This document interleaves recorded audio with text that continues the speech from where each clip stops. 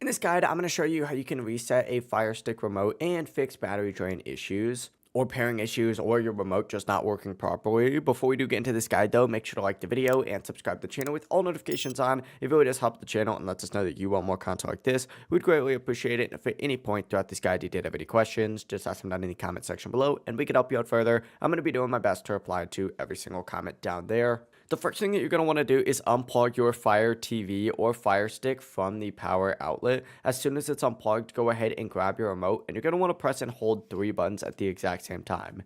Press and hold down on that menu button, press and hold down on that back button, and then press and hold down on that left button, all at the exact same time, and hold them down for about 12 to 15 seconds. I recommend counting out loud though, just so you know that you have held it long enough. But after that, go ahead and flip that remote around and remove the batteries from the remote, and then just plug your Fire Stick back into power. Now go ahead and put the batteries back into the remote, and once your Fire Stick turns back on, go ahead and press and hold down on the home button until the remote does connect. You should see like a blinking light showing that it is pairing. And if your batteries keep dying quickly, what you're going to want to do is make sure that you're using high quality AAA alkaline batteries. Make sure you're not mixing old and new batteries as well. And then place the remote on like a flat surface so the buttons are being pressed accidentally. On top of that, I'd recommend not using Alexa's voice features as much since it does drain power faster, and I would also recommend upgrading to a newer generation remote if your remote is older. With moderate use though, you should get around 3 to 6 months of battery life every single time with every single remote.